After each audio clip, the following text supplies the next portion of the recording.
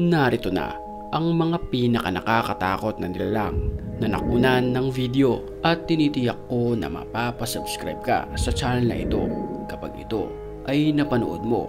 Kaya't kung ready ka na, ano pang hinihintay mo?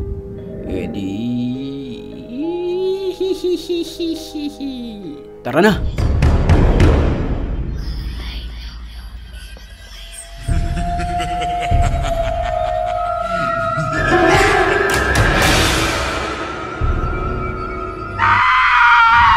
Sa paunang video na ito ay talagang kikilabutan ka nang makunan ang kakaibang nilalang na ito. Ito ay mistulang kulay itim na maihahalin tulad sa isang halimaw. Dios mío!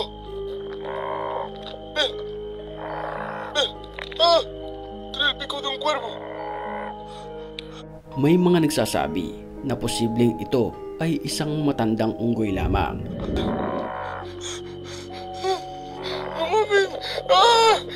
No mames!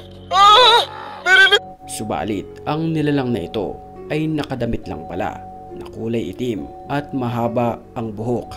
May pagkakahalintulad din ito sa isang aswang na nagkukubli sa isang masukal at liblib na lugar.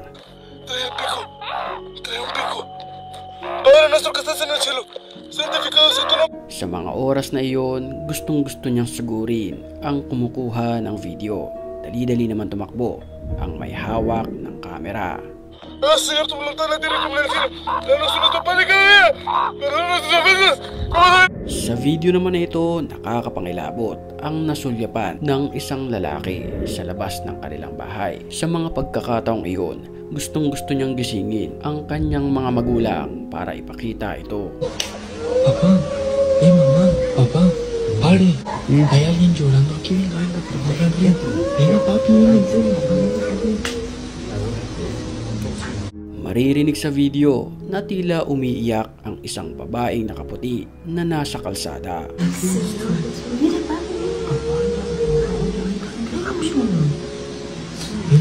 Está aquí llorando, no sé cómo que. Mire, es que está acá, yo se lo escuché.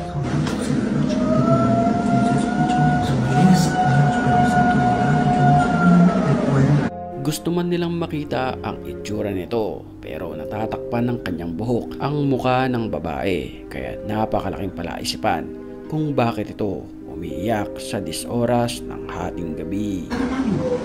Dios mío, Señor. Mire cómo llora. Es un espíritu malo. Llame a la policía, papá. Llame a la policía, niña. Mire, mire. Está aquí, mira. Ay. No mires. Ay, Dios mío, Señor Jesús. Dios mío, Señor. Sa mga oras na ito ay batiin muna natin ang mga certified matapang. At kung gusto mo rin mapabilang sa kanila, mag-comment ka lang. Ang may pinakamalulupit na comments, yun ang ating pipiliin. Back to the story. Alas 3 ng madaling araw nang madaanan ang lalaking ito na nakatayo lamang sa gilid ng kalsada. Mapapansin sa video na tila malalim ang iniisip nito. Kaya't hindi na lamang ito pinansin ng kumukuha ng video matapos makalampas sa kanya.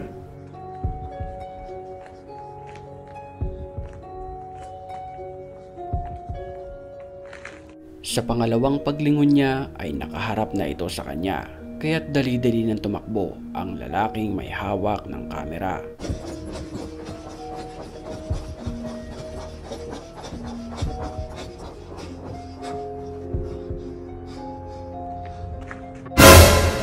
Sa isang amateur video naman na ito nakunan ang isang nakakapangilabot na nilalang.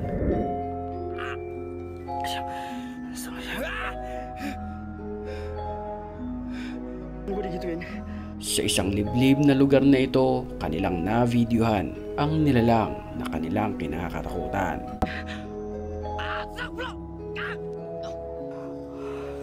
Bawa gue ke alam kalian. Tunjukkan resistensi kalian. Gue udah bosen sama alam gue sendiri.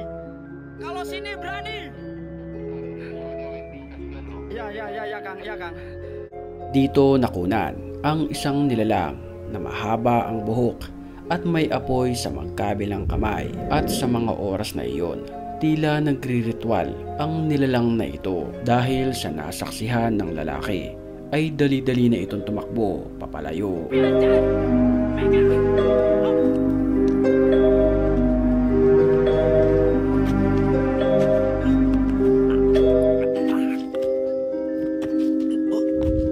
Pinangangabahan naman na isang white lady ang navideohan sa isang abandonadong simbahan na ito. Je l'emmerde, lui, sa tanière. On reviendra avec le pote. Et on va exorciser cet endroit, tu vas voir. Tu verras. Maririnig sa video na takot ang lalaking may hawak ng kamera. Sa puntong iyon ay balak niyang pasukin ang loob ng simbahan. Pero nagdesisyon na siya na umalis na lamang sa lugar. Makapanindig balahibo naman ang naranasan ng babaeng may hawak ng kamera. Sa parking lot, kinunan niya ng video ang kanyang pagsakay sa kanyang sasakyan.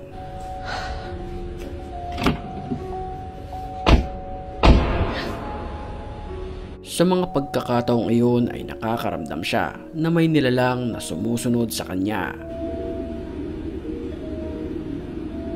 小杨，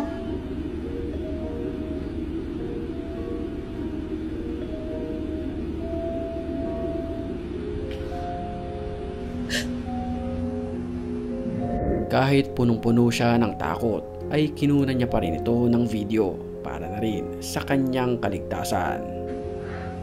Hanggang sa makunan niya ng video ang nilalang na ito na nakaupo sa ibabaw ng kisame. Mapapansin na nakakulay itim ito at ginagalaw pa ang kanyang mga paa. Nang may biglang dumaan ay bigla rin itong nawala.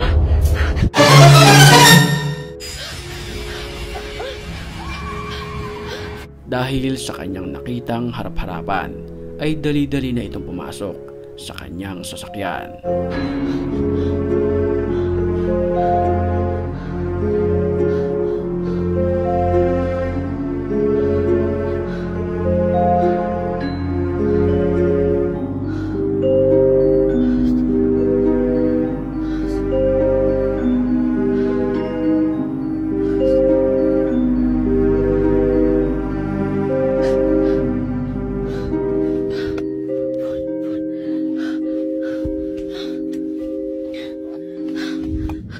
Isang nakakapangilabot naman na nilalang ang nakunan ng video malapit sa mga damuhan. Ito ay nakaputi at nakadapa lamang na halos hindi makatayo. Mapapansin din ang kanyang muka na kulay puti.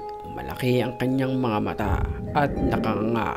May mga nagsasabi na ang video na ito ay gawa-gawa lamang at ang nilalang na ating napapanood ay nakamaskara lamang. May mga nagko-comment naman na ganito ang aswang sa bansang Indonesia. Ikaw, anong say mo sa video na ito?